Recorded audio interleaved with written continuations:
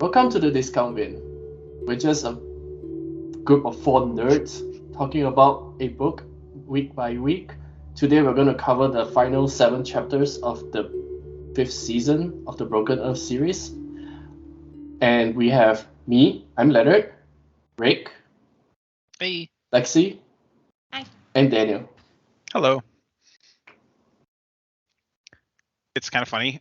I think we've done 3 intros, and all 3 times we've called it the discount bin. And I don't think we're actually. I think the should be dropped, and I did it too. I think I'm the one that started it. But Oh, I mean, it's too late now. Wow. I'm just saying. Grammar Maybe Nazi we want to over be here. the discount bin. I feel like it feels like the Facebook, you know? Yeah, well, it's perfect. We just like staple in the for the first 3 and then we remove it eventually someday. Yeah. Like Perfect. yeah.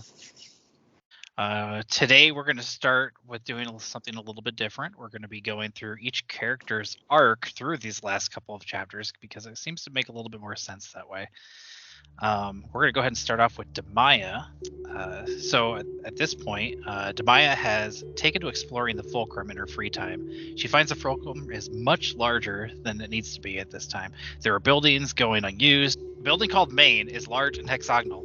This is a building where the Ringed Origines have offices to run the organization. The Guardians also have a wing in the Main. Demaya finds an empty wing in Maine, full of old books and clothing. There are abandoned living quarters where people left without taking any of their things. She finds laboratory containers and contraptions still present. One day, a strange girl shows up, pretending to be a Grit. Her name is Beanoff, and she is a member of the Humanities leadership families. She's looking for a hexagonal room, and Demaya realizes it is in the inner part of the main building. They find their way in by breaking into a Guardian's office and finding a hidden floor. Inside the room is a giant hexagonal gap in the floor. The gap has iron shards sticking out of the walls. Before they can explore, a guardian named Tamay finds them and brings Demaya to an office after escorting Beanoff out. Tamay asks Demaya if she touched the spikes in the gap. She asks if it called to her. She grabs her hand and starts crushing it.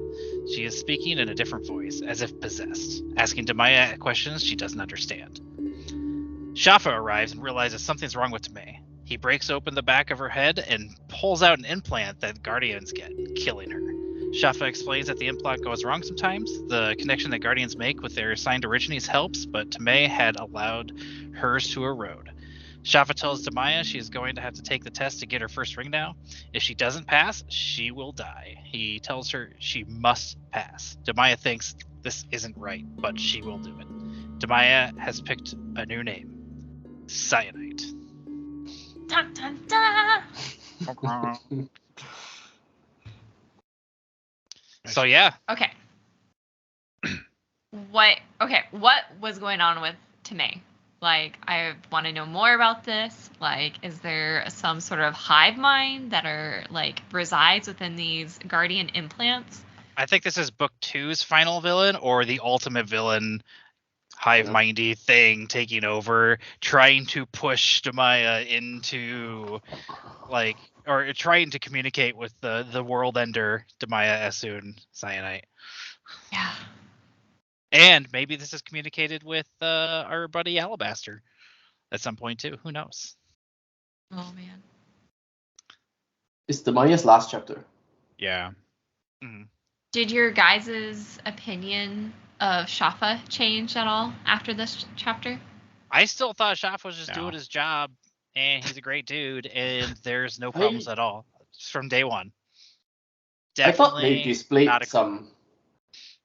some physical abilities that are not human.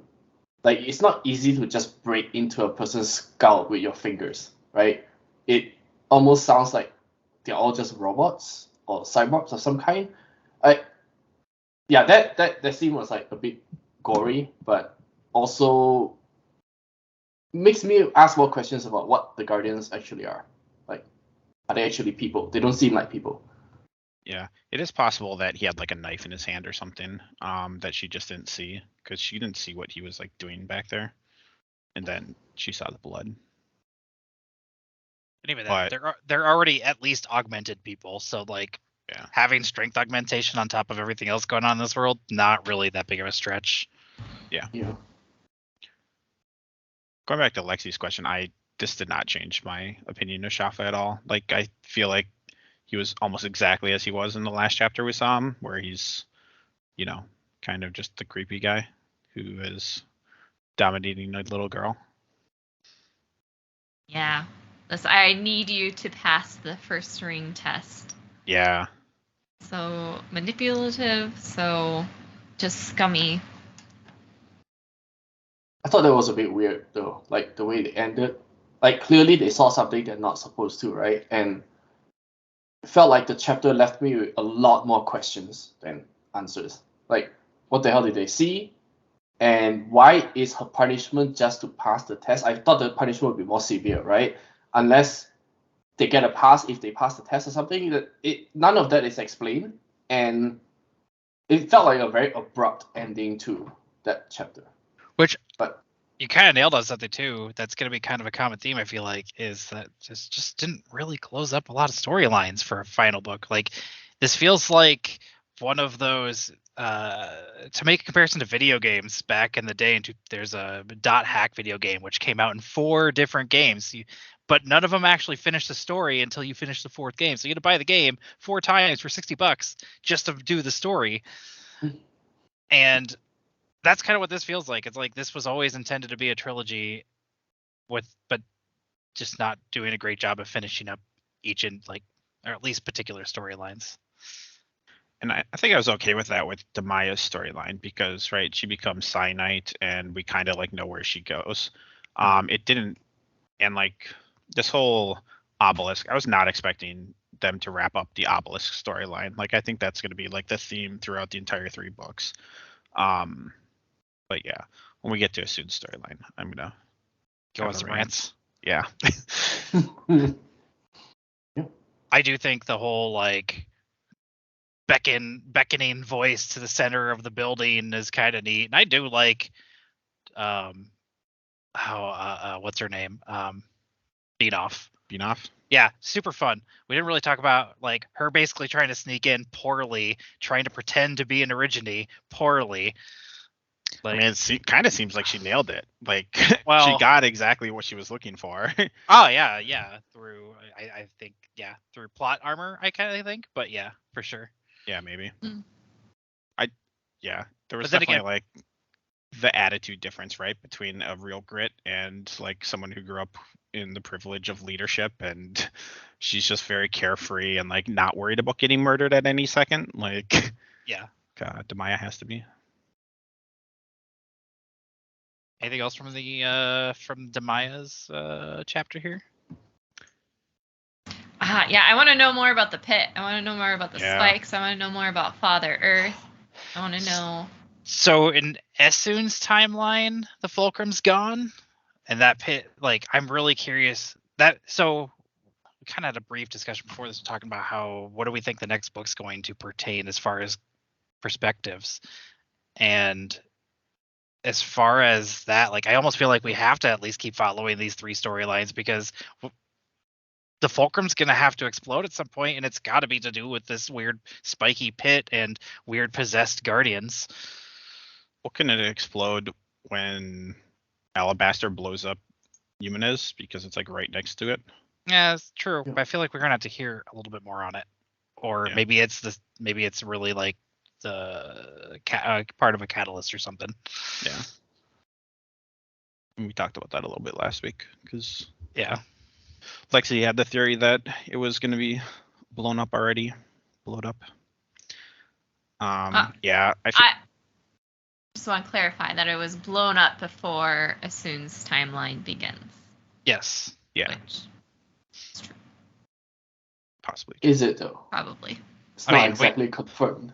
Actually, it is confirmed because Cyanide literally says there's no fulcrum and there's only the two left in Antarctica and Arctica or whatever. Yeah. Wait. What? No. Esun says that in. Esun says that, not Cyanide. That's why I said it was Esun. It's the same person. You did say Cyanide, but I understood what you meant. And one of the it's the same perspectives. Person. Yeah. I mean, but when you say different name, it means something different. Yeah. I think the name matters though, because the name speaks to the timeline. It does. Right. I misspoke if I said cyanite. I was looking at cyanite on my screen. Yeah. Yeah, I feel like this is one of those chapters that when we're like done with the books, we'll come back and just read what the crazy lady was saying and all of it'll make sense. But right now we just don't have the context to fill in those clues.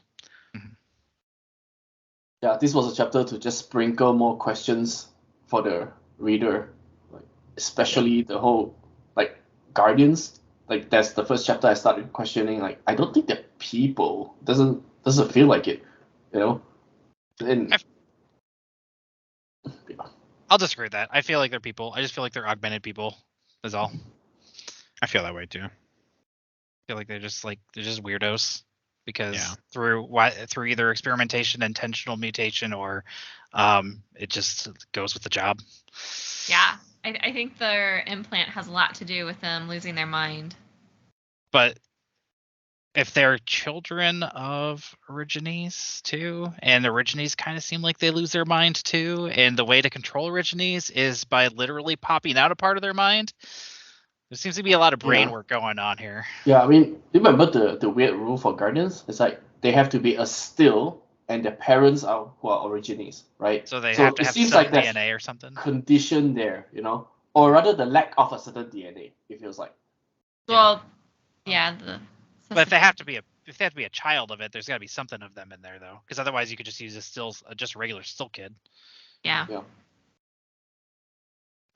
Things maybe they'll talk about in the future. Who knows? Do we want to move on to cyanite? Yes, we do. It's the real story, I feel like. Yeah, there's 3 chapters in this one. I'm not going to say chapter before each one, but this is chapters 19, 20, and 22. 2 chapters in a row with the same person. Also uncommon. Yeah, with another page and a half interlude or something, I think. Mm-hmm. Which All I right. don't remember. What did happen in the interlude? It doesn't matter. It does, but all right. Cyanite. Cyanite and Alabaster have been on the island of Meov for 3 days. Alabaster warns CN that the Guardians will try to kill them if they find out that they're alive. Alabaster is a little rude, and Cyan tries to murder him. He casually stops her. Alabaster apologizes for being rude, but she doesn't apologize. Back in Meov, Enon, the town's charismatic leader, has returned from pillaging the coastal towns. He is showing a romantic interest in Sion and Alabaster. One of Meov's citizens tells Cyan that they want her to have a baby and give it to the town because they're short on Origines. Cyan and Alabaster argue over who gets to sleep with Enon. Cyan decides to let Alabaster have him and goes to tell him. Enon flirts with her and then goes to bang Alabaster. Cyan returns to their shared house hours later and hears Alabaster crying. She takes her clothes off and cuddles with Alabaster. In the morning, she vomits. She's gonna have a baby. 2 years later, Cyan and Alabaster have a son named Corundum. Cyan, Alabaster, and Enon are in a relationship, and Cyan wants to go on a raid because she's bored being a stay-at-home mom to Corundum and Alabaster, who has turned into a toddler. Enon agrees to let Cyan come on a raid, and they successfully raid a ship. She uses her powers to prevent a crash, and Enon orders her to sink the other ships so her abilities remain a secret, so she does. They then go to visit Alia. The obelisk that she raised has burrowed a hole deep into the earth, causing multiple volcanoes. The city is ruined, and the volcano threatens to cause another season. Cyan is surprised the fulcrum hasn't taken care of it. She closes the hole in the ground, layering it to keep the volcano from breaking through. She forgets the water and causes a tsunami. Alabaster calms it from the island, but as they sail away, Cyan sees a figure on the mainland. It looks like a guardian. 5 days later, back on the island, the village of Moab is celebrating their successful mission. Cyanite is feeling bad about having killed people for the first time. Alabaster gives her 2 rings, signifying her graduation to a 6th ring origine. Alabaster tells her the real story of Shemenshina and Mesalam. The world was going through a hard season and food was scarce. The emperor had taken to cannibalism and killed Mesalam's family, so he tried to get revenge. 3 weeks later, the Guardians come for them. They bring 4 ships. Alabaster and Cyanide are able to destroy 2 of them before Etanami, the Stone Eater, drags Alabaster into the earth. Cyanide and Enon fight back, but Enon has his origine turned back on himself by a shirtless guardian. Shafa's there.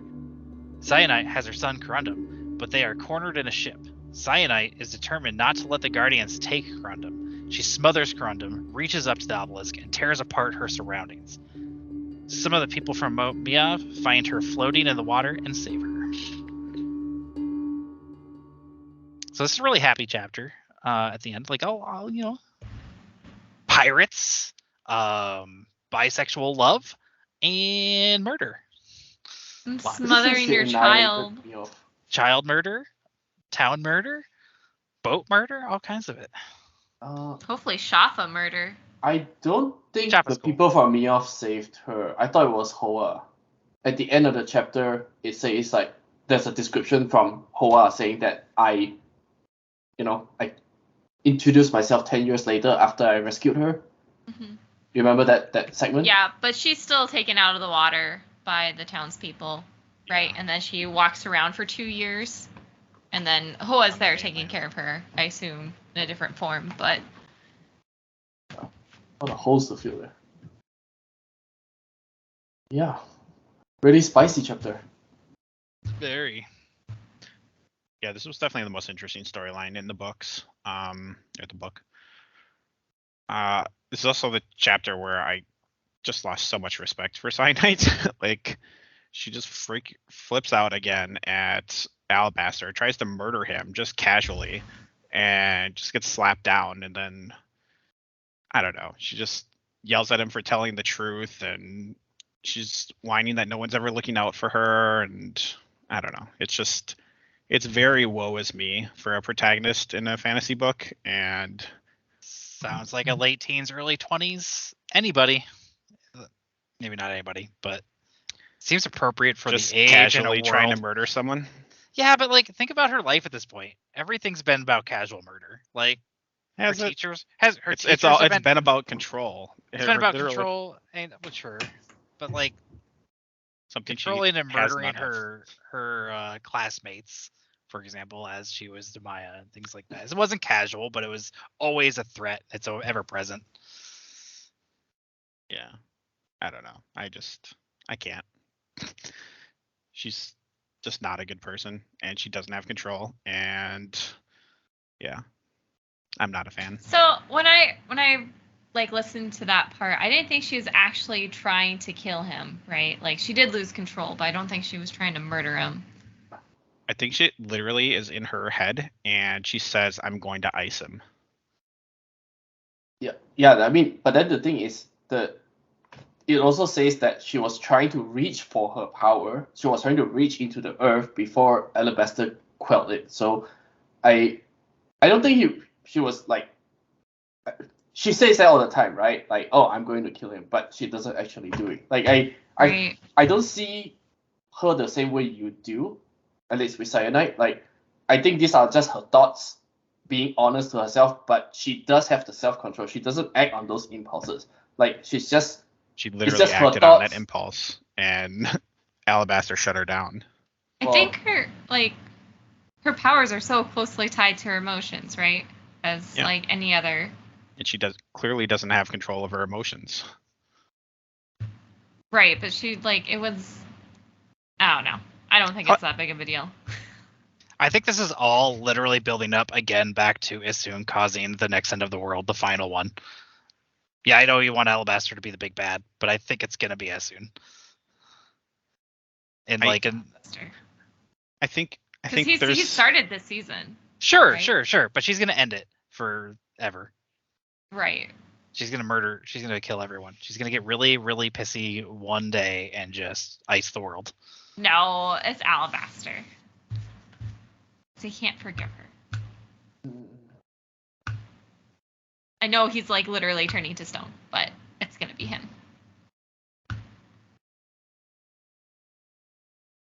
Daniel, Anyway. you sound like you had something else you were gonna say there. I feel like there's this when you're in one person's perspective, you tend to side with that person, and you because you want that person to be a good person, you're willing to overlook casual murders and them being terrible people. I feel like there's got to be like There's a really good it's like the TV protagonist phenomenon or something, right? There's got to be like a scientific study behind this where you're just willing to let it go because you know the person, right? It's kind of like How I Met Your Mother, how Ted Mosby is probably one of the worst characters in the entire show, but while you're watching it, sometimes you're like, oh, okay, sure, and then afterwards you Yeah. do some critical thinking on it. No, that was like that guy's a dick. Yeah. That kind of mentality. Exactly.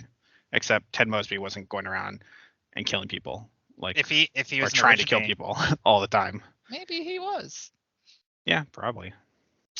I don't know. I don't see it that way. Like she's like the book literally says she has never killed anyone before until the ship incident, right? Like Yeah.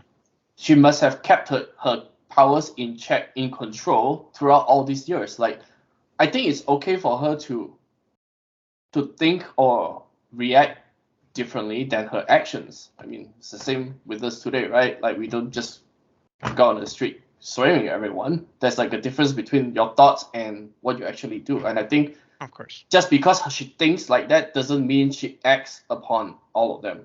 Absolutely not. But then she did murder Yeah. people, a lot of them. And she did Yeah. act on it and try to murder Alabaster. don't it think wasn't she's- just her thoughts. She wasn't trying to murder him though. I'm gonna Like look it I'm up. trying to find the actual text from this thing. Um, Because I think that you are superimposing your own thoughts on this. yeah, and that's fair. Maybe I am. I judge people by their actions and not whether they're a protagonist or not. I didn't see it that way. Like the book does say that she thinks I'm going to ice him, but I saw it as just a phrase that we say it all the time. Like if you piss me off, I'm gonna Like, kill you. Oh, I Right? can kill her. Like, yeah, it's like that's how I read it, right? That's- like Just to be on Daniel's side for just a second here, though, that concept though takes a different meaning after you start actually murdering people. Hmm. Like, yeah, I'm gonna kill that guy, but I've never actually killed a guy. So, But now I if think a murderer says, okay. I'm gonna kill a guy, you gotta take that a little more seriously. Like, Okay. he's murdered people. Okay, listen up. Okay, so what I see this is, okay, so she does like ice, she does make a little ice Taurus, but right, I think that's the equivalent of like slapping him across the face because she is like, look at all the terrible things we did on Alia, and he's like so fucking happy, right? And she's like, you do not understand, you are not listening to me. Like, I don't think she was actually trying to hurt him. I think she was just like, bah! Okay. I have the actual words. I found the paragraph, okay? Okay. She doesn't reply in words. She's not thinking or talking anymore. She's in the earth and it's reverberating with her rage, amplifying it. The torus that materializes around her is high and fine and leaves an inch-wide ring of cold so fierce that the air hisses and sears white for an instant. She's going to ice him to the Arctics and back. But Alabaster slaps her down. See, and like that's still not saying that she's trying to murder him, right? And that's like the she's beauty of going to language, right? ice him from to the Arctics and back. But that is like Okay. a metaphor, right? I would agree with you if not for the fact that what stopped her was him. Yeah. It wasn't that like she stopped on her own. Now if she stopped on her own, be like, oh no, I'm just kidding. Sure, JK, but like he stopped her in the process of like it. if she was actually trying to kill him, right? She wouldn't be able to do it, right? Right, because she wasn't able to, because he stopped her literally in that sentence, right? Yeah. Didn't he literally stop it? Yeah. He did, right? Okay. But like, so there's no way that she can kill him, right? Capacity or intent are two different things. Like, if she intended to do it, even I mean, I can intend to make a beautiful piece of art, but I don't have the capacity to. I don't think Right, you'd call me an but accomplished artist. okay, but if you had the capacity, You can call you an attempted artist though, like you can call Yeah. her an attempted murderer. yeah, like if you attempted Over to the guy murder being your rude. neighbor, but you didn't have the capacity because you didn't have the gun, but you tried, you still tried. Yeah. Okay, so I see it as like shooting a bullet at somebody with a like wearing like a bulletproof vest, right? But with the intention on killing them. Like like I don't know. It's still like I don't think you can call her like murderous. Well, no, we can definitely call her murderous. Yeah. She's murdered plenty of people at this point. Anyway, I will disagree. I do see where you're coming from, and I do think you're. I'm coming from the Close. text. I'm literally reading what Yeah, is and written with the yeah, information and we have. I am literally also like reading and hearing the same thing, and I'm coming to a different conclusion. This She's is going why to we ice sit him here and to the argue. Arctic and back. Does not It's a mean metaphor. Like, she can't literally ice him to the Arctic and back. if he doesn't like- do anything. Right? No, I mean, no, even if he doesn't do anything, she can't ice him to the Arctic and back. Now, out of curiosity, what would it take for you to believe that she wanted to kill him? I'm going to kill him and then continue to do it? Or like, because again, the whole thing, No, the reason why if it was set up, this was it. This was the last straw. She was sick of Alabaster, and she was going to kill him.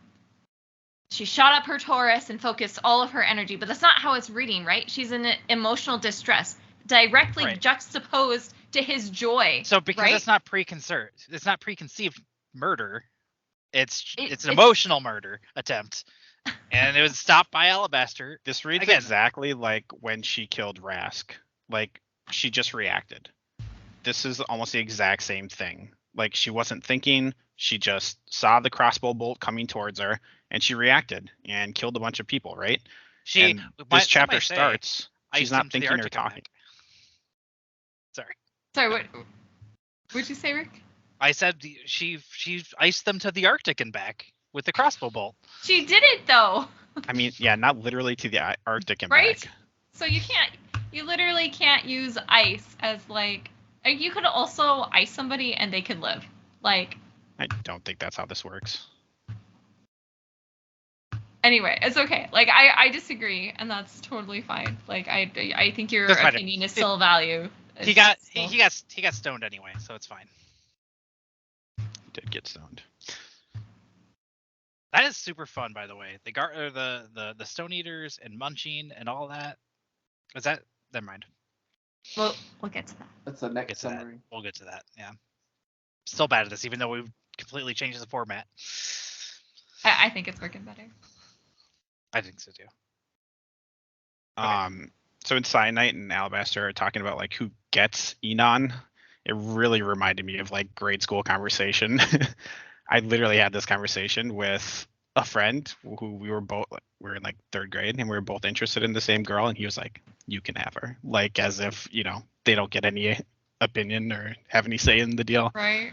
Anyways, it was very grade school. But It's always the Cyanide. Not all of her chapters, but a lot of her chapters are very sexual, and a lot of fucks come out in the book. And again, like it's the writing is still kind of weird with that, Yeah. but it's fine. It's fine to have like a sexual like part of the chapter or what have you. And I guess that's kind of her entire relationship with Alabaster from the beginning to a degree. Like that's kind of her purpose in this book at the moment is murder and attempted murder sometimes and having babies. But I do like that Cyanite does not and Alabaster do not like having sex with each other. yeah. I think that like is such a good detail.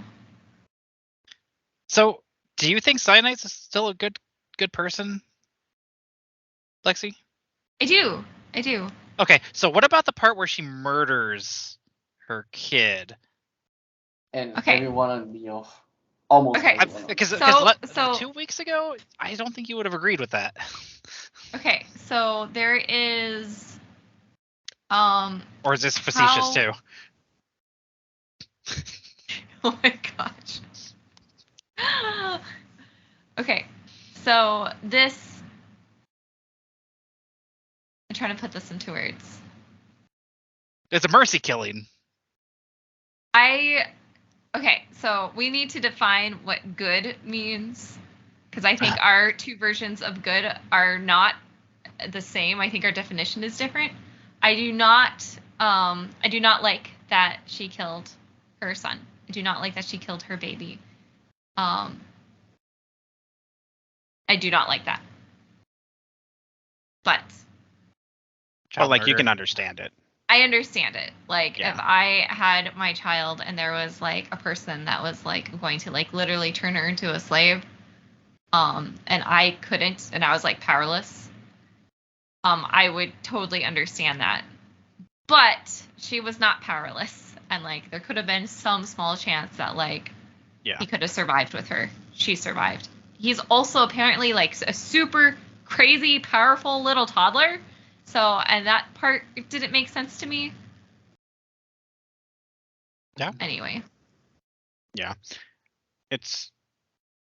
I'm going to side with Cyanide on this one. Like, it's an impossible decision, and I'm not saying she made the right decision by any means, but it's hard to judge someone for making a snap decision in like the most ridiculous of circumstances. Yeah. I mean, to be fair, like she's treating her kid as a resource. Like health is a resource, right? So I don't think she's treating him as a resource. I think she's trying to save him from a lifetime of terrible illness. You think it's more of she's trying to save him the trouble of that, or trying to prevent the Guardians from taking the kid?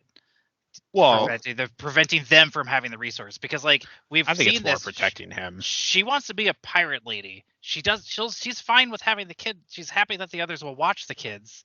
She doesn't want those guys taking the kid. And I'm not saying she doesn't love her kid at all, but like there's gonna be, you're still gonna have emotions for your kid. But I feel like that she did that snap decision because it was a resource, and it was I agree with her decision too, to a degree. Like maybe that was the better decision. I don't think that helps her character any, as we're talking post this murder conversation. I don't think that's the reason. I think she was really trying to protect him, because leading up to that scene, it was repeatedly mentioned that she kept thinking about the node maintainer she saw, and she couldn't imagine her son being in that position, right? And I think they had a very strong influence on her decision. It's not like she had a lot of time to act either. And I think when she reached for the power of the obelisk, she probably doesn't know what would happen. She might have thought that all of them would die, including herself. I think she was more like that. Fuck it, Let's all go boom. Yeah, Yeah, I agree. Especially with her prior conversations with Alabaster, just coming back to like she just wants to do so much more than just live an ordinary life. Like she wants to change how the world works. Totally. It was a pretty exciting chapter though. Like the fact that the Guardians found them, and that they also described a little bit more about the world. Like they had actually cannons on their ship. They have some sort of medieval technology. The Guardians on the ship also have an ability to shut off powers for some reason, which is why Alabaster had to drop rocks on the ship rather than directly influence it. So I think it gave us a little bit more insight into the Guardians' abilities, and the whole scene with how Enon died was super gory, but that is also like a display of their power. Yeah. At least the shirtless ones. Yeah, it's almost like the different Guardians have different types of powers, or at least, if nothing else, just like if we're using vibration. Have you considered that if he's blowing up people, he doesn't want to mess up his shirt? That's why he took it off. Like, I mean, possibly, but I'm just saying it's been the shirtless ones so far that have had that power, and like that's what they talked about. Alabaster was telling her about that, like when his former, I think, mentor and lover got liquefied or whatever it is. They had run into a shirtless Guardian then too. But anyway, yeah, it's interesting. Speaking of the Guardians, there was like, I don't know if you guys caught this, but when Shafa walks in and he looks at the puddle of Enon or whatever on the floor, and then he like his smile fades. So he's like, there's something with the Guardians and smiling, right? Because he comes in, he's smiling, he looks at the other smiling Guardian, and then he starts smiling again, almost like it's their way of saying like, I'm not going crazy right now, like the Time Guardian. They do have a thing in their brain. Yeah, I just thought it was part of the Falcon training, like you smile because it's the way to like kind of control your emotions. I thought it was just like they practice what they preach, basically, Okay. at the Fulcrum. I think it's just flavor to make them more psychotic. Yeah. Maybe they're just happy. I think they are. Okay. They're crazy motherfuckers. I They wanna are be- the real villains. I Daniel. mean, they are I mean, definitely the I villains. think they're villains too. Yeah. I do want to see, like, at least in the next book or two, I want to see like a one of these chapters, since hopefully we're not just following her in the next couple books. I want to follow a perspective of a guardian. Yeah. Like, if nothing else, for maybe like as like a snippet. I don't know. I hope for like an entire book, and then we can really test Lexi's love for protagonists and hate for guardians, and like Ooh, yes. see Oh this my clash gosh. come to life. And see if they. Look, we can talk about any other book series later if you want to know where I Yeah. stand. on protagonists. Oh yeah, you hate Kaladin. I hate Kaladin so much. He I is. hate Shallan. That's the Yeah. reason I haven't finished those books. Same. So in chapter 20, there's a ton of talk about Father Earth, and I was just wondering, how do you guys view Father Earth? Like, is he a god? Is it just a term? Like we talk about Mother Earth, you know? They seem to believe in him, but we haven't really seen any evidence that he actually exists. I mean, it's the voice in the pit. I mean, it could be. I mean, I think that's where they're getting at. I think that's what this is all going to lead up to. Is it's the voice in Yeah. the pit.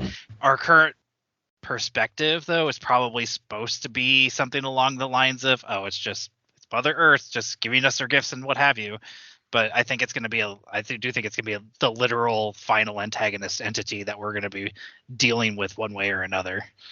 I love what you're saying, and I'm going to take what you are saying as my new opinion and thought on this matter, except they're going to be the new protagonist. Well, not the new one. Father Earth's going to be but the new good. protagonist? Father Earth's going to be, like, the good guy. Oh, the good guy. Okay. What would he be? Hmm. Is he like just a super powerful orogeny that lives forever? Maybe he had, like, a mutant stone eater. Ooh. Okay. He's the biggest stone eater of them all, the entire world. He's a origine stone eater guardian guy that Yeah, he's got all the powers. he's got all the powers. Sure, yeah. I dig it. It's literally just the Earth. Yeah. It's like Ego from Marvel, where it's just the planet. Yeah. They talk about how Father Earth hates humans because they destroyed his only child. I took that to mean the moon. That's I think they. I don't know. But that's for the next chapter too, though. Yeah, like the last line of the book. Yeah. Yeah. Although we've seen plenty of evidence that the moon is gone and is supposed to be there. Right. That line was from previous chapters, wasn't it? Or Yeah. Yeah, I think that was last week. yeah. Yeah, I think. Do you think the Earth is cognizant then? Is this actually Ego? I mean, maybe. How? Yeah, I have no idea. What year do you think this is? Like And they are insinuating this is Earth. Yeah, they are. Like potentially, like I don't even know if it's even supposed to be millions of years in the future, because it sounds like it's supposed to be like these tectonic movements have not supposed to be happening this fast, kind of thing. Like between blowing up the moon and all of these things causing constant tremors and shit, which to be fair, our Earth is constantly, there's hundreds of earthquakes a day all over the world.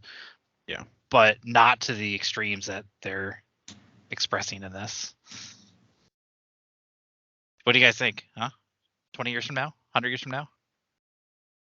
I think at least 100. Until we That'd be start interesting. obelisks.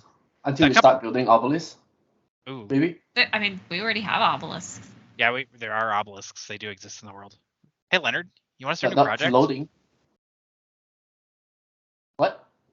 We should start a new project. We should start making some obelisks. Levitating obelisks? Let's get this thing going.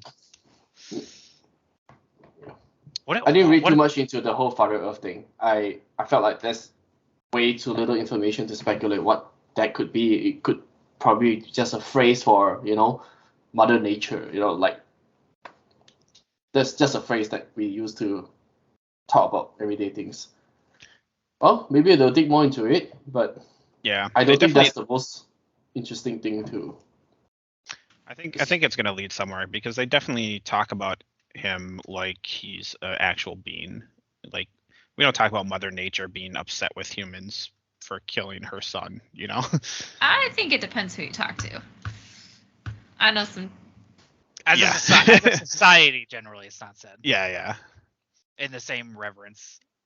I do think they've talked about it a little too much to not be foreshadowing. Yeah. I agree with you guys. I don't think Remember so. when you guys said that Meoth is an island with origins has survived for generations, Uh-huh. now destroyed by one origin? Yeah. Just saying. I mean, it's more destroyed by 4 guardians By coming and trying to guardians? murder everyone. Yeah. So do we think Tomei, like the voice that was inside her head, do we think that was Father Earth?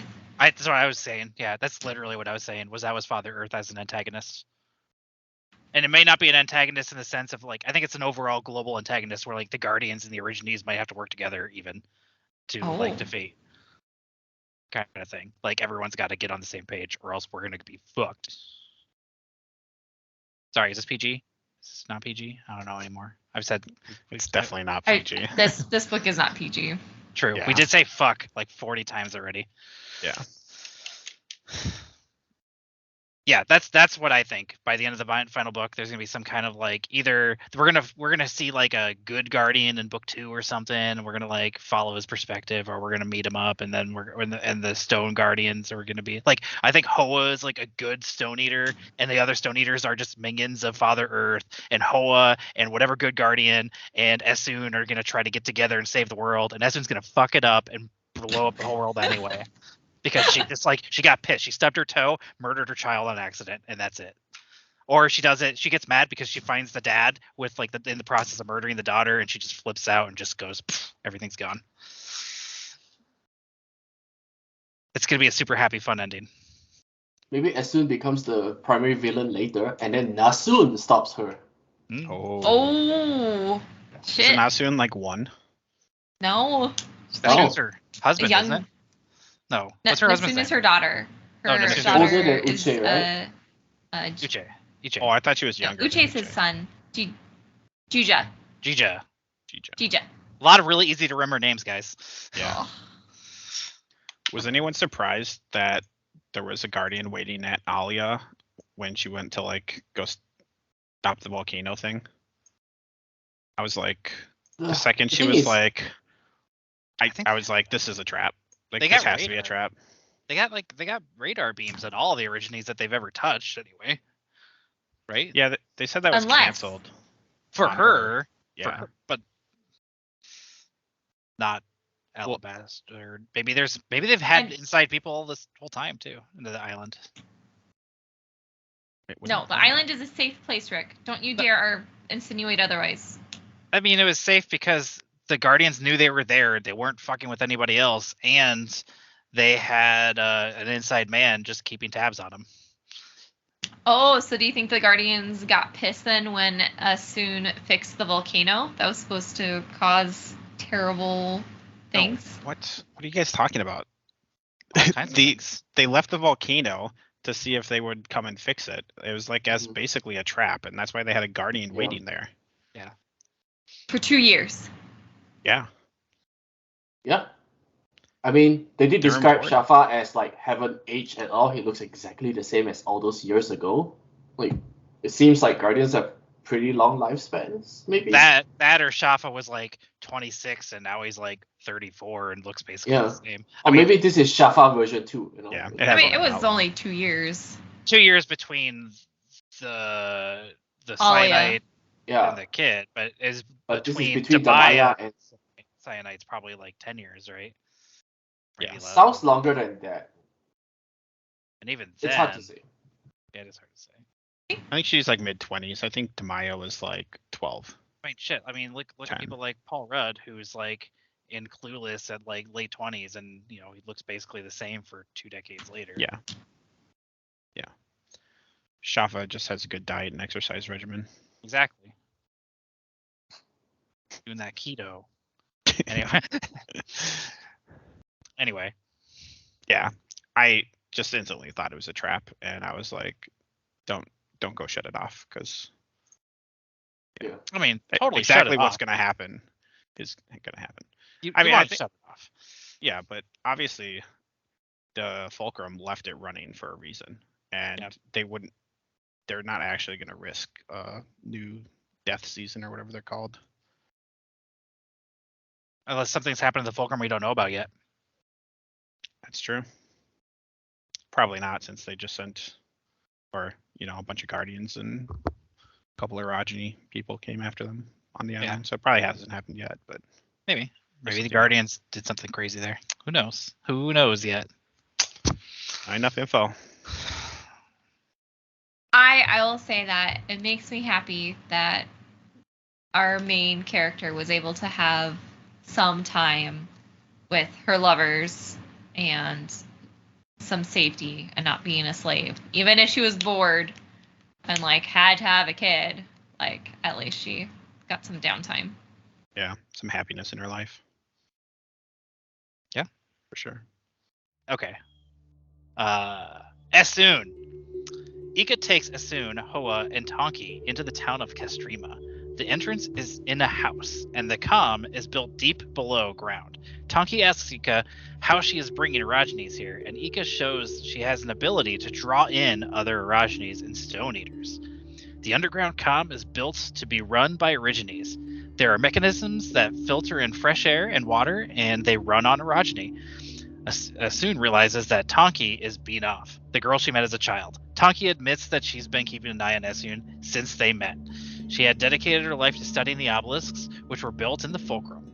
She says that's where everything went wrong, and then they switch topics without explaining that ominous statement. Tonki gives her life story, going to school, being an outcast from her family, studying and tracking obelisks, and stalking Esun. Recently, she's been working with a group of geomists to track the obelisks. They noticed them moving toward Tarimo, which is how she found Esun. Later, Esun runs into Lerna, the doctor from Tarimo. He left Tarimo the day after Esun, but made it to Castrima weeks before she did. He says he traveled with a father and a daughter for a while before they were attacked by bandits. Lerna tells Esun that Nesun isn't here. Hoa approaches Esun and tells her there's a man who wants to see her. It's Alabaster. They catch up. Alabaster asks her, have you ever heard of something called a moon? End of book. End of book. I read that specifically because you wrote that there, Daniel. I know. I was like, should this have a more dramatic ending? But it really shouldn't, because the end of the book is so not dramatic. Yeah. It's just have you heard of a moon? So that moon thing, it was it was the Planet of the Apes moment we've been waiting for. It was Earth all along. Yeah, except they made it super obvious that the moon was missing half a book ago. Yeah, exactly. I mean, normally that's probably only a couple hours ago when you were reading, if you were just going through it, right? Yeah. But so yeah, they're at the new Orogeny town, now underground, new and improved. And the Stone Eaters came to hang out. That's pretty neat. It makes it sound like the Stone Eaters are attracted to powerful Orogenies. Well, it makes it sound Ika has one, Alabaster has one, and now Esun has one. It seems like the Stone Eaters are just attracted to them, waiting for them to turn into stone so they can eat them. At least that's kind of speculated. How Alabaster was mentioned to have his entire right arm being stone already, and other parts of his body, even some of his teeth. So is it that when they grow so powerful and the more Orogeny powers they use, they start to turn into stone, and the Stone Eaters are just waiting for them to turn to stone and eat them? It's weird. I still don't really know what the Stone Eaters are, but there seems to be a pattern here. they seem to be attracted to powerful originy people. Yeah. I agree with that, and I do think that the reason they all like seem to hate each other is because they're all like claiming laying territory on their delicious. Remember Antimony saying you can't have him because she wants alabaster for herself, you know, when she said that to Hoa. So yeah.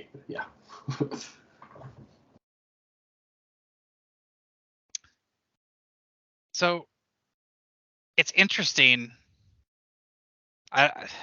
A couple of things that happened in this that were interesting, or like little tidbits of information dropped that were fun. Like the obelisks being made in the fulcrum, in combination with the voices that we heard before, in combination with the creepy room with the pit with the things, like that was obvious. Like they specified that was why she was of interest anyway.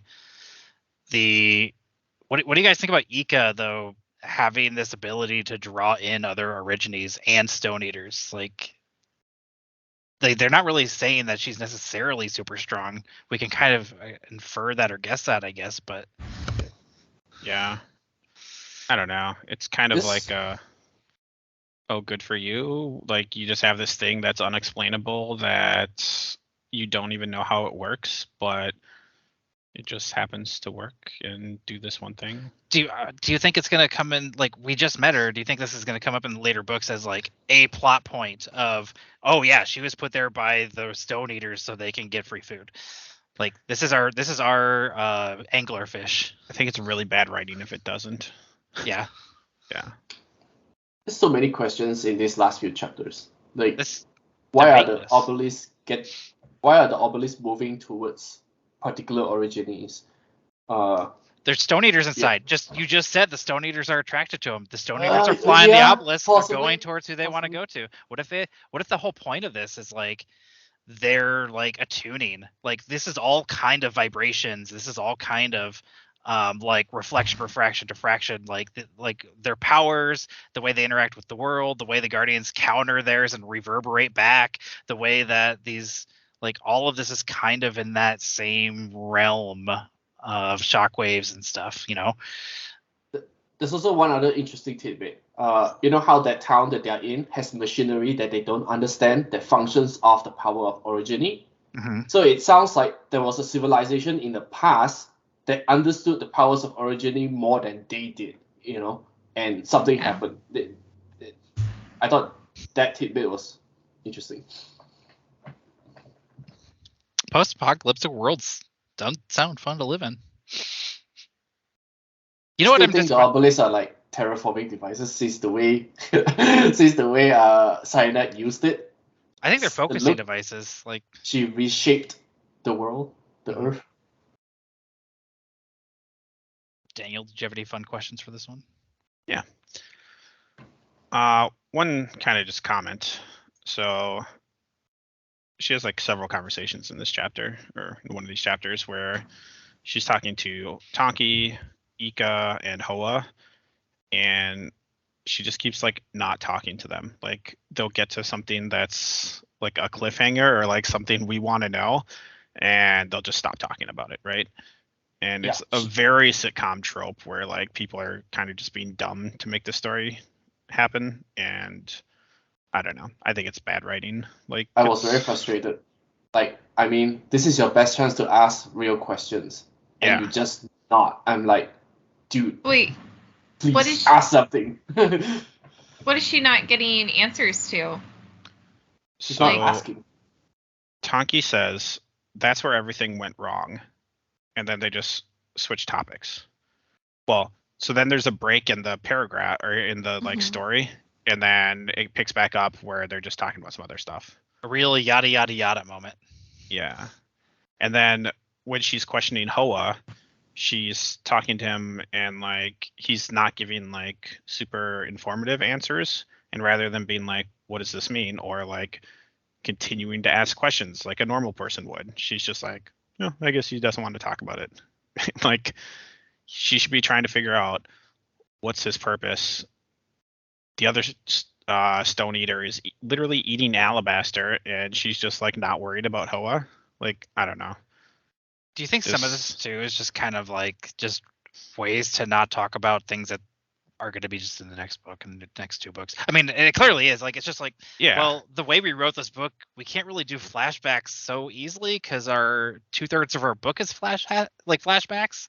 And so if we want to explain these and flesh these out in a first-person perspective, we need to have that opportunity to do so without like just giving you the answer now and then telling you how it's going to flesh out. Yeah. It's just, I don't know. I think it's bad writing. I think it's like, because no normal person in that situation is just going to be like, I don't want information. I'm going to just ignore the super obvious questions I should be asking and walk away. Are you revoking her Hugo Award? No, I am questioning it though.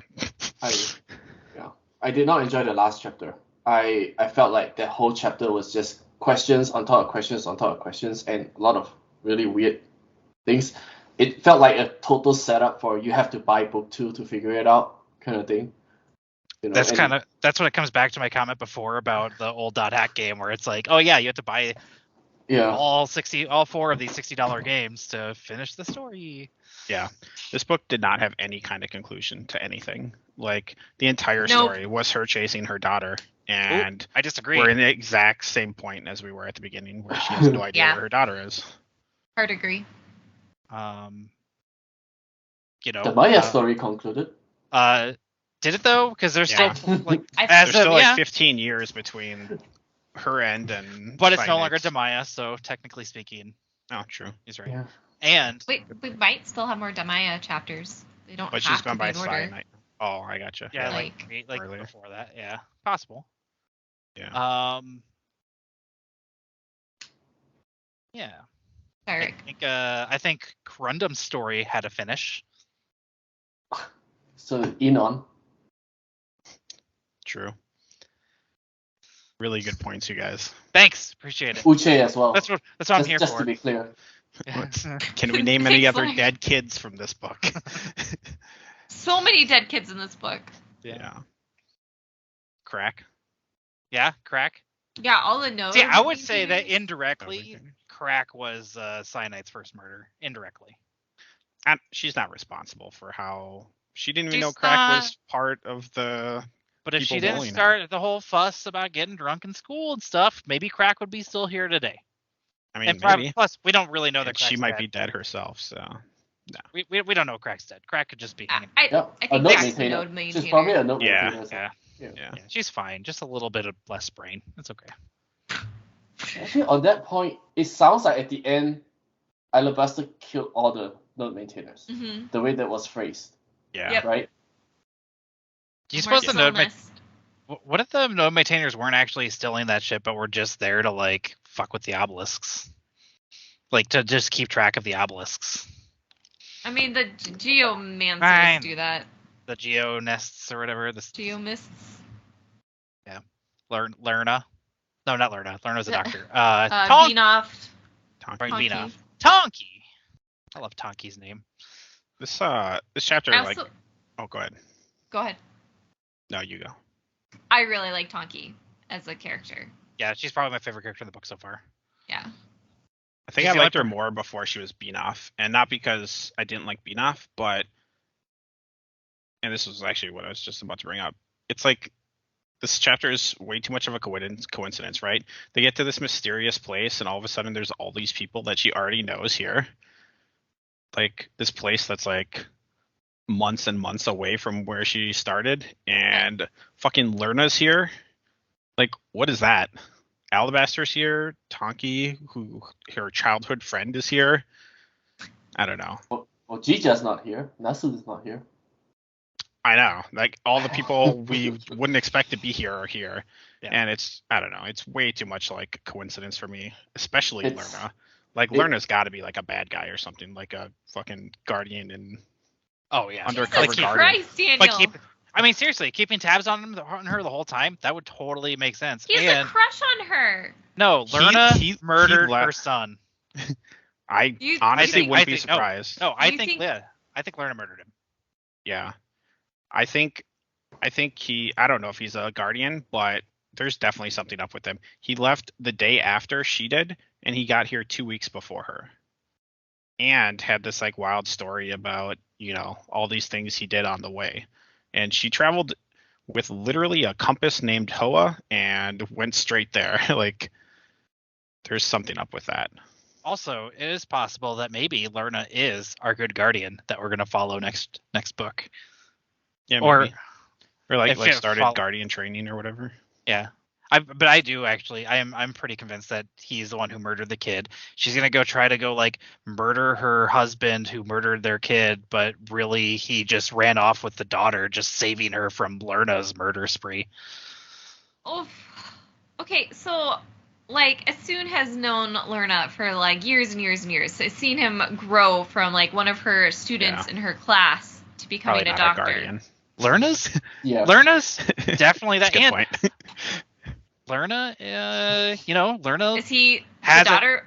has or a the- thing for her, and she was jealous of the husband and And just happened to walk in on her naked in the shower.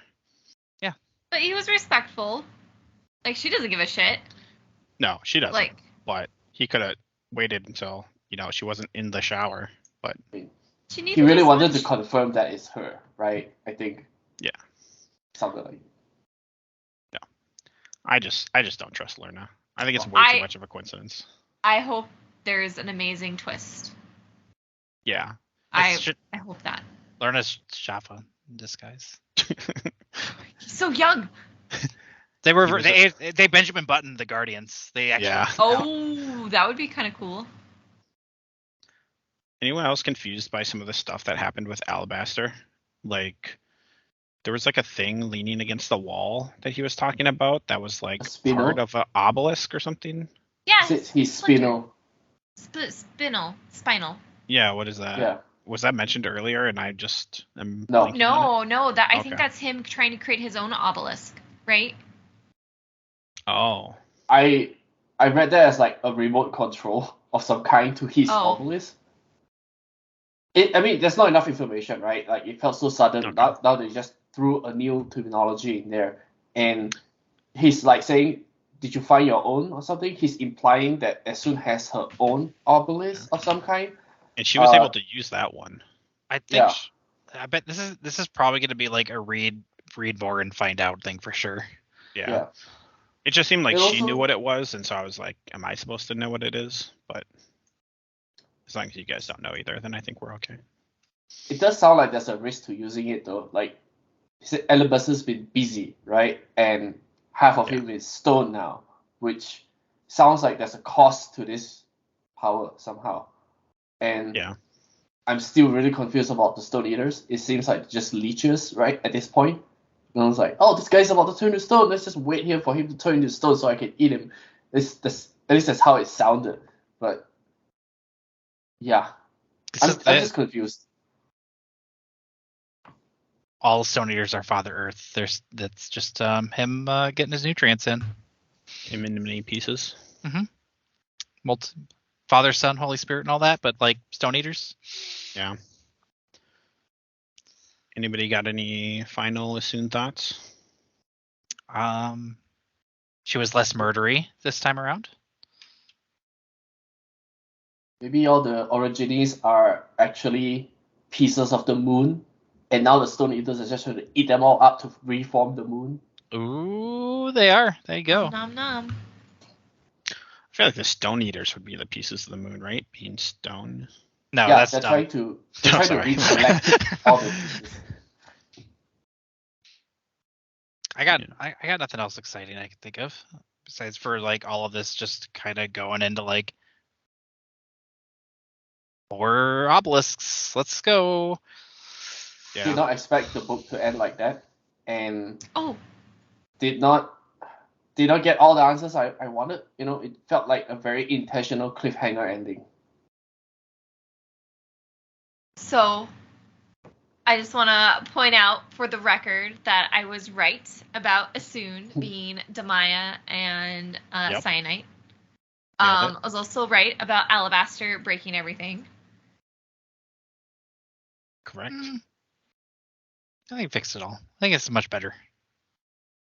Okay, I was right about what was in the prologue being about Alabaster. Yeah. Totally. Yes.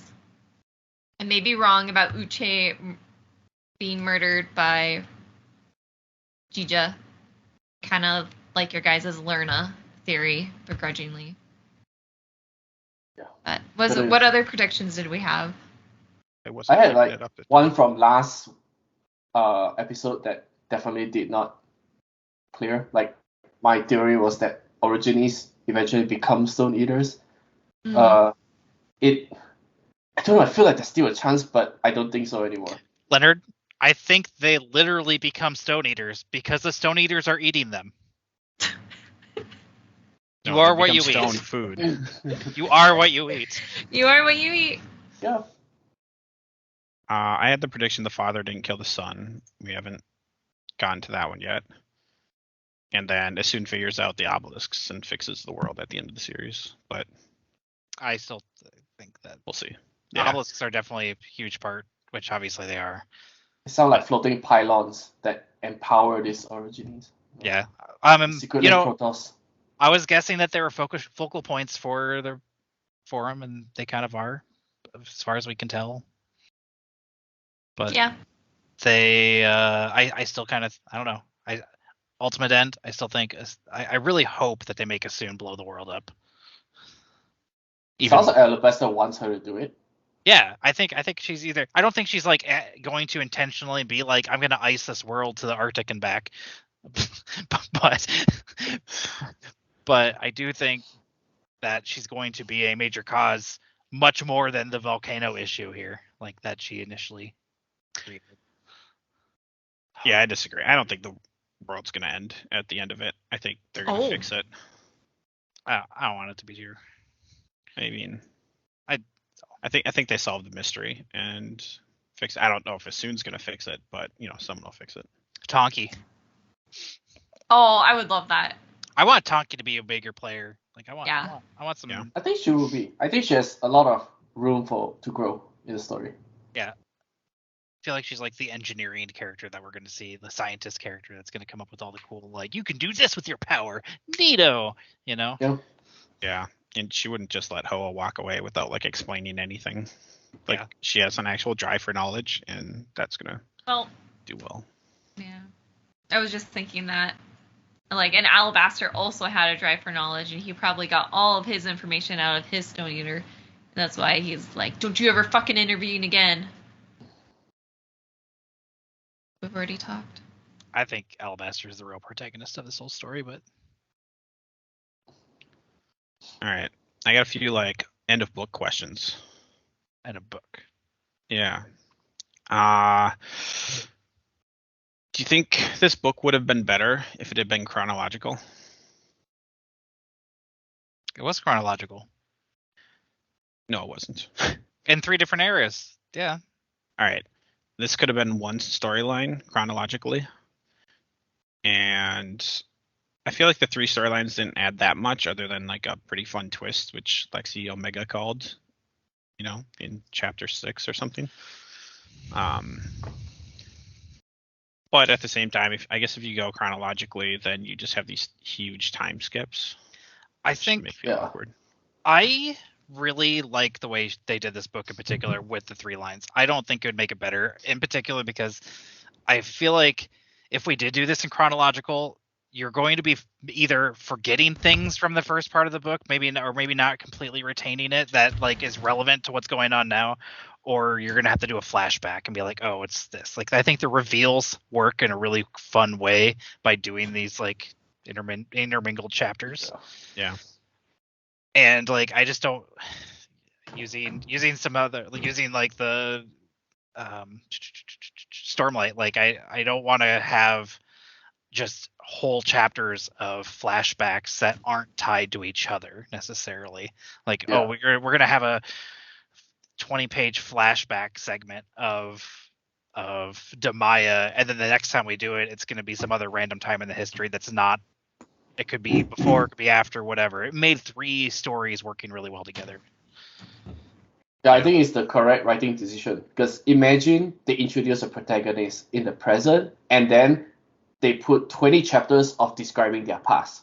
Would you really read that? Like, it sounds like a really poor way to construct a story. Let's say we start chapter 1 Star Wars and we have Luke Skywalker, and then we go replay his childhood up until he becomes Skywalker. Then that would be pretty boring. So I think the way it's set up this way, at least it makes it more interesting. It's less like an introduction to the character, although it dives into a lot of it. So she's incorporating world building into the past of this character. So I don't think it will be better chronologically. I think it's good as is. I think it gives her a lot of room in the next book too to go back into these storylines. Because if it wasn't chronological order, she wouldn't have that freedom to do that. What's interesting about this, the way that they did it too, is like at different parts of the story. Which one did you really feel like was kind of the main protagonist? I mean, I know it's all the same character, but like I felt like Cyanite's story was the most engaging. Definitely. And so Assume I felt literally walks for 2 months, and that's all that happened in her storyline. right. And Demaya felt like a prequel we're watching at the same time as Cyanite's story. Yeah. Going forward, I feel like Asun's going to be the primary, might end up being the primary, and we're going to see a new segment of like our flashbacks aren't Demaya anymore. It's going to be primarily Asun, and then we're going to maybe go back and watch some more Cyanite post volcano scenes. Maybe we'll get a little bit of post Demaya, but then I just hope that maybe we'll have a third thing that's not her, like somebody else's perspective in this world. Yeah, I hope so too. Asun was it for me for all. Was it really? You Yeah, thought her the storyline was the most first- engaging? The first, I didn't think it was like the most engaging, but she was clearly like the most important story. Yeah, I mean- Because I that thought she Uche, was the like- protagonist of the three for sure. Yeah. Like That's pretty That obvious. entire- Like But the you're- author uses the word "you" for Yeah. Asun's story. Yeah. She's the first character. It's the present tense is what Yeah. we're supposed to be seeing it as. Yeah. it's a harrowing first chapter that really, like, for me was the backdrop to every other chapter. Hi. So knowing that at that point in the first chapter you really connected to her child being dead, and then this last chapter with Cyanite, Yeah. she murders her own kid, but we don't really see the same kind of reaction. I know it's a different circumstance and definitely a different stage in her life, but it's interesting the different reactions or the different circumstances under both. She doesn't handle having kids very well. That's all I'm getting at. Yeah. At least she's fighting for Nasoon. Is she fighting for Nasoon, or is she really just mad at oh god, what's husband's name again? Jija. Jija. I'm gonna call him Jim. Not your Jim, but Jim. Jim.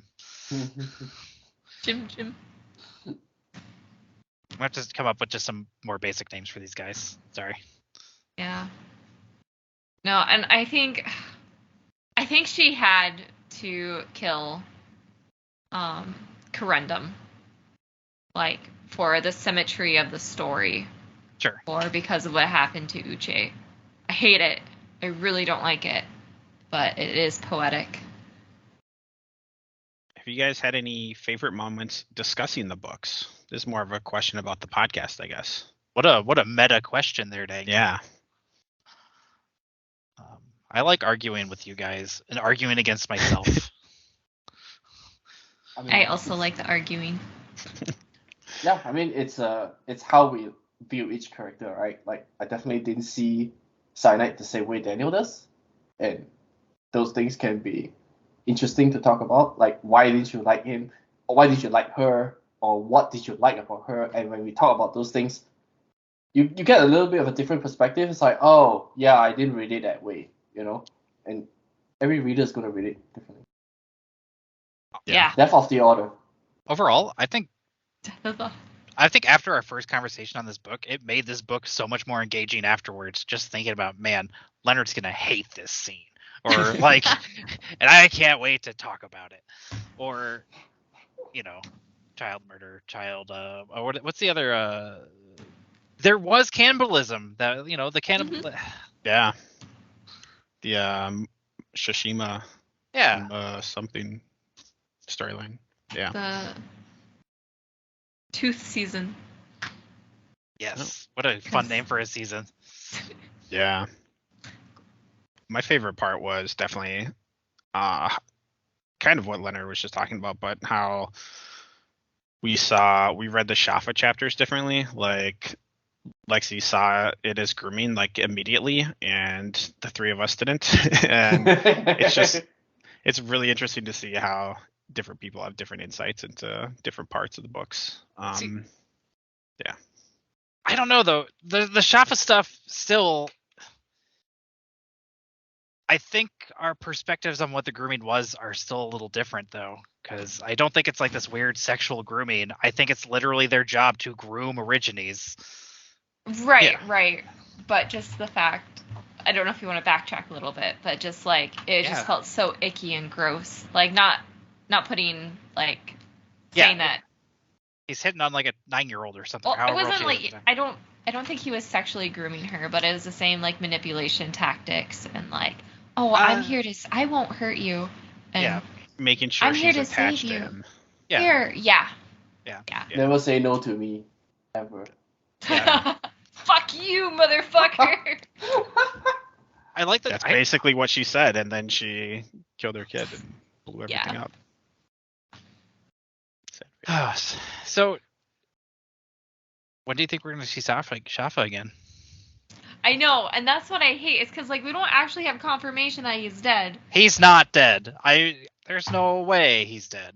Like he's too much of a bad guy to. Yeah, like he's died like that. He's a bad guy that's going to come through all three of her storylines. Like he's the only he's going to be the antithesis of her. If not the antithesis of her, literally the good guy guardian that we're actually going to try to follow by the end of this. That's going to help save the world. Not necessarily that we're going to like him, but the fact that like how many other people's known her since she was Demaya? Enough. You know what?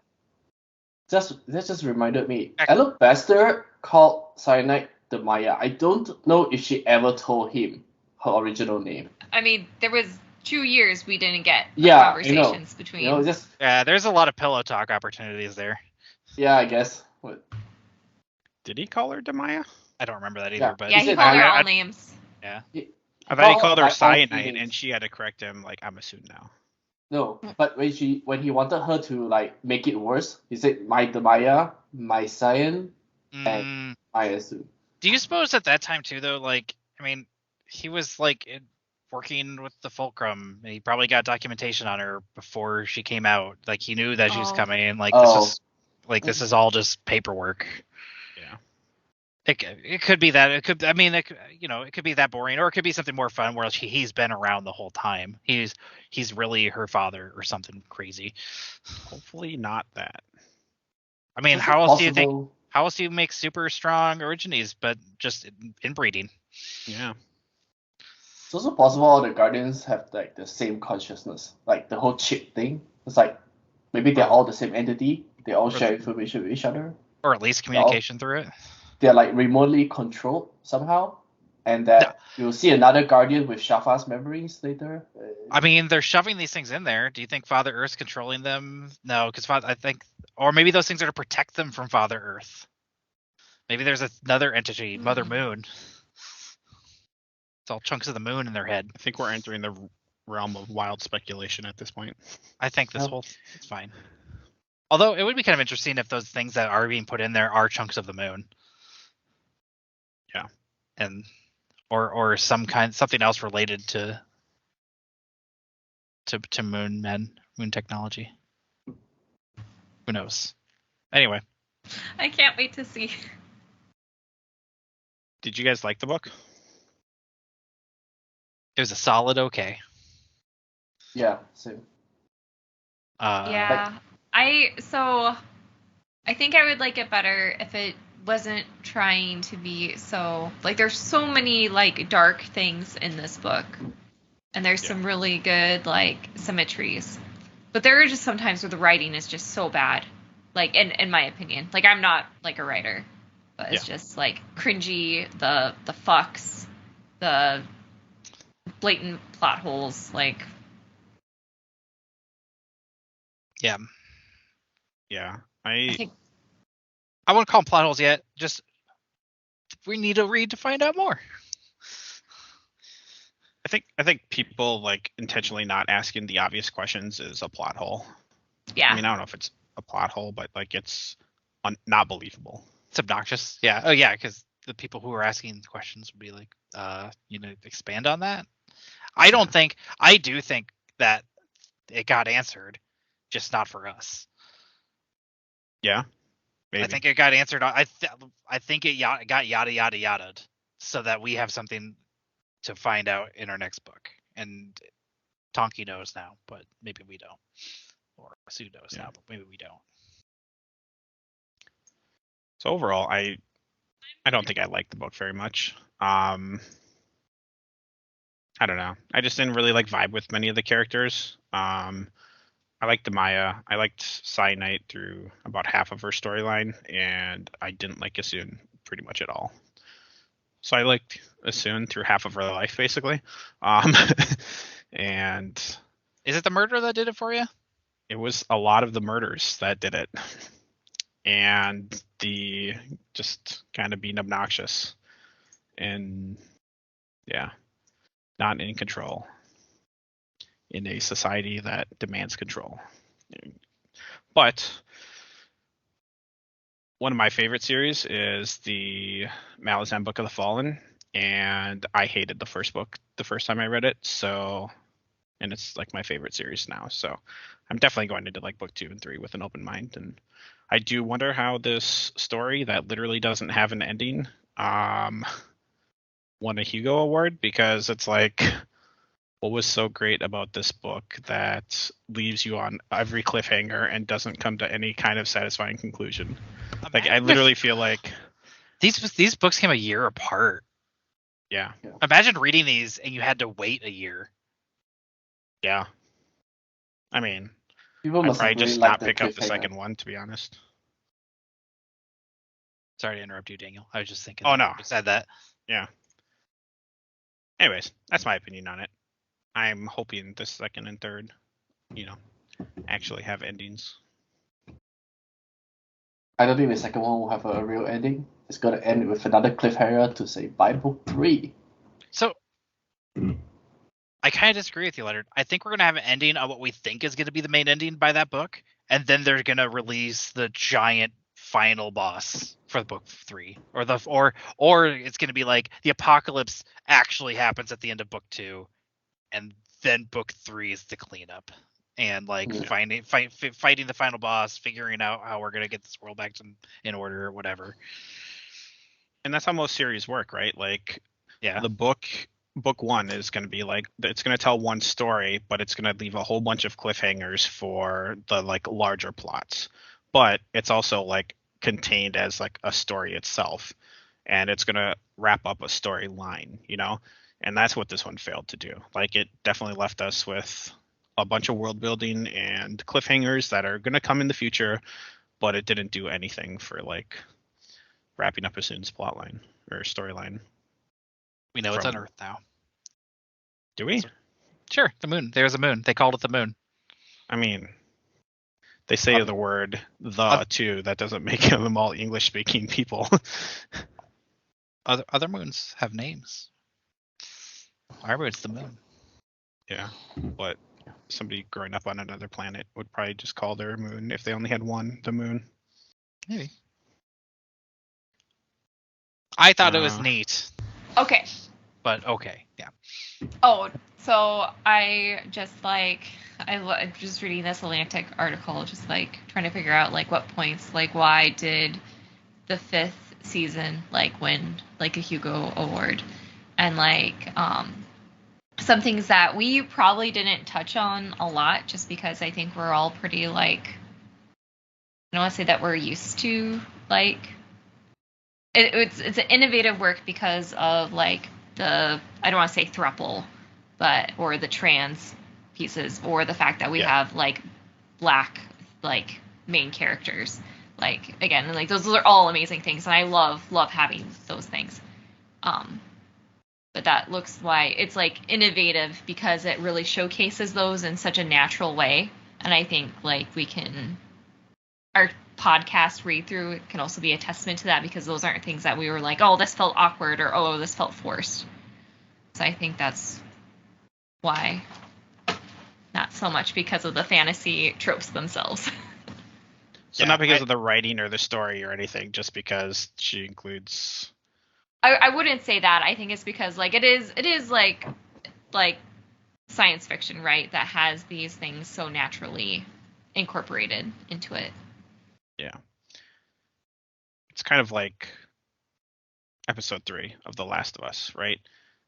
If that was a straight couple, that episode is not like everybody's like, oh my god, this is the greatest, like this is gonna win all the Emmys or Oscars or whatever TV shows get.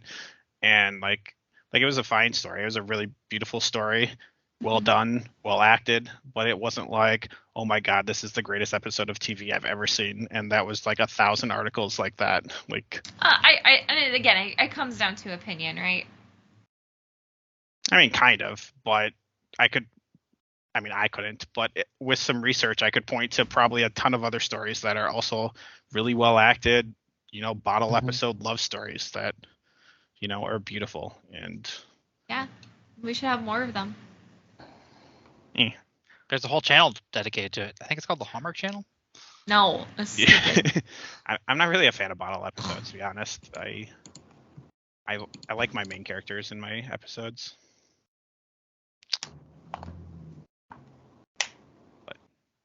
That's a me thing. I'm like that I said, episode made my life better. I think about it often. So yeah. I'm gonna go in this, and this is like, I do really appreciate how naturally they did include and put in like the bisexual characters, and it worked very well. And you don't see that a ton. I feel like in sci-fi you probably see it a little bit more than some other genres. Yes, but at the same time, I think we're like, even if it was going to be jarring, we were so desensitized by the first time she met Alabaster saying, "Are you ready to fuck?" I mean, that wasn't the direct quote, that like anything they did afterwards was going to feel natural, because like it was already jarring when you're dealing with any of that anyway. Like the sexual nature was the jarring part of it, not because there was bisexual or because there was interracial or because there was transgender, but because the nature of it was already jarring in the book. And so the rest of it was like, yeah, whatever. Like that, it would have been whatever anyway, especially for people with our generation and younger, right? Yeah, right. Like it was like, this is every day. Yeah, these people are people. Yep. Sure, like this has been going on for a long time, and it's only been the last couple hundred years where I feel like people have been really up in arms. Yeah. But maybe not even that. I did think the sex scene in this, I think it was one of the last chapters. No, one of the last chapters was Cyanide. I don't know. I feel like weird reading sex scenes in books. Like I find them really boring, and this was like pretty, I don't want to say graphic, but it was very much like this is their kink. And I was just kind of like, okay, cool. Like they like watching their lover have sex with somebody else. Like that's their kink. That like a ton of people have that kink, and I don't really need to know about their kinks, I guess. Like, yeah, I don't know. I wasn't like, oh, this is beautiful. I was like, they were already in a relationship, and like maybe it's the author's fantasy. It's a dream. I mean, possibly, but it is a fantasy book. Let them have their fantasy. I don't get me wrong. I'm not like don't include this. I'm just saying, like, I don't know. It was like a super unnecessary chapter for me, or not chapter, but segment. Have you? So I feel like it was like pretty mild compared to stuff I read in like Game of Thrones and like even The Name of the Wind. Like, oh yeah, I do think it was necessary. This was a character growth. This wasn't a character growth. This was a character, like, this is their beach scene, right? Where they get to calm down and just be them for a while. Because up until then, it's like, we're having sex because we need to have a baby because of the fulcrum. I'm doing this for a job. Now, I'm doing this because it's kind of fun. And I might not love him, but I might not love him romantically, but I love him as a family. Like, he's my bro. And I want my bro to enjoy his other bro. And I want to fuck that bro too. Like, that's what it was. I feel like all that information was already conveyed, because they are literally living in the same house and have been for 2 years. It's already been established that they have a close relationship, Sure, but now you know how close. Well, no, now you just know their sexual preferences and like their kinks in the bedroom, which is not No, like. So to me, it was very valuable, and I think I said this earlier, to know that Alabaster and Cyanite did not like having sex with each other. Like, for me, that was an end cap to the Fulcrum, forcing They them say to have it like sex. in every other chapter. Yeah, we Yeah. knew that. But like, no, all- but if it's not Yeah. actually laid out, it's just like, But it's now not it's like, even insinuated. Right, well, it is kind of because, but then it was forced. Now they're sharing a bed because they want each other to have a good time, not because they're doing it together, but like Right. it was want versus need kind of thing, or it's choice versus forced. Choice versus forced, yes. And I think that it's important to show that even on this island, that they are being themselves, that they are free in every aspect. Yeah, I guess. That's fine. Your point's valid too, Yeah, Daniel. I mean, it's not like, like I said, this was the most jarring part of the book anyway, right? Like the book was the. See, I really think like Leonard and I are not like taken out of the book. I feel like by this language, like a janitor being brought up or them saying fuck. I feel like maybe the audiobook, like the reader is just like coming out with or saying those words weird, but like I think that's an audiobook versus reading difference. Could be. So I do plan on reading the book the next time. Oh yeah? Yeah. Do you want it? I happen to have a copy. The second book? Oh, yeah. obviously. Daniel, I think you're get right. my second one tomorrow. Because like when you hear something in your head because you're reading it, and for me in particular, the reason why I ended up being so attracted to audiobooks later in life anyway is because there's so much more that I gloss over while reading that I have to hear when somebody else is reading it, where there's points where like, I read through most Wheel of Time and then did the audiobooks, and then like there's so much more I got out of the audiobook than I did reading the book, because maybe I was tired, maybe I was hungry, whatever, but I was able to focus more on that language. And when you're driving or when you're doing something, all of a sudden you hear fuck, like that's a word that you hear because like it's a trigger word. When you're like watching a show and you're like, oh my God, they just said fuck on Disney Channel or something like that. Right. Like, like it is a little jarring enough to be like, to snap and grab your attention, where you might just read over it because I don't give a fuck. I type it all the time. We do it right now. Yeah. Yeah. I am the opposite though. Like when I listen to audiobooks, I pick up like maybe half of what I would when I read. Oh yeah. I retain that stuff so much better reading it than listening to it. Because sometimes in reading, when they go into very detailed description, you reread a sentence and you get a little bit more context on like the second read, and I think that's all that is missing from the audiobook. I feel like You can I have back up pretty easily. Yeah. I mean, you could, but it's not the same as just looking up one line. Like I have a really weird requirement when I read. Like I have to read without any sound at all, because I feel like sound influences like my imagination of what I'm reading, and I prefer it to be like completely unaffected by anything. And audiobooks seem to do that for me. Like the noise kind of breaks the immersion. I don't know. It's just a me thing. I always prefer reading. Yeah, and I think it's one of those things where it's just different strokes for different folks, Like some people are more auditory learners, some people are more visual learners or whatever. So Mm-hmm. All right, I got nothing else.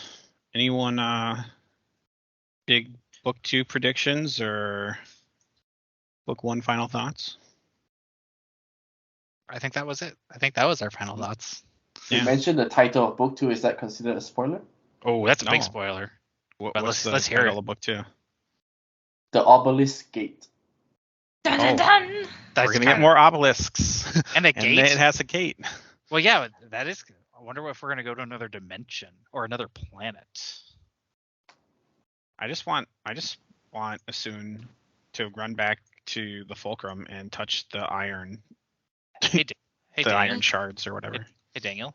Yeah. Are you be really mad when this turns into a time travel story? And I would actually be pretty annoyed. Yeah. Asun's gonna go end up being her own mother, and that's why she's so connected to everything. I hate time travel stories. Oh, me too. They're just the worst. I feel like authors abuse it too much sometimes. They use it to like fix some writing they didn't like from their earlier writing, and Yeah. That's why you gotta go with more. If you're gonna do time travel, you do stories like Back to the Future, where it's really not a story about time travel. It just time travel's the thing to get you in the story. It's a story about a kid and his dad. All right, we should not drag this out too long on Nope. rambling whatever's. Leonard, you want to kick us off? Or what did they say? I Shut don't us remember down. how, Shut I us don't down. remember how we closed the episodes. What do we say? Just say bye. No. We're Discount Bin. Thanks for listening or watching. And we'll be back with the first third of the next book next week, probably. Or maybe 2 weeks, actually. We'll see. Bye. Bye. Bye.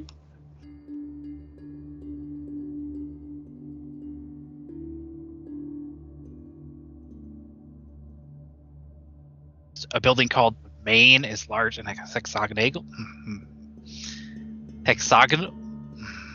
Indubitably. I'm going to restart that sentence so you can cut there. A building called Maine is large and hexagonal. Daniel, why would you put this word in here? Sorry? She put it in the book. It's her fault. Fuck. Big structure. Just call it a big structure. A building is called.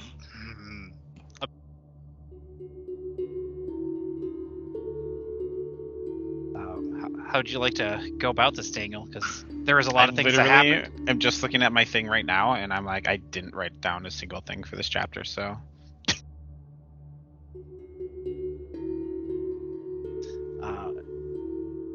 So 2 years later, Cian and Alabaster have a son named Corundum. Cian, Alabaster, and Enon are in a relationship, and Cian wants to go on a raid because she's bored being a stay-at-home mom to Corundum and Alabaster, who has turned into a fuck. Let me redo that one because I wasn't expecting to turn into a toddler at the end of that.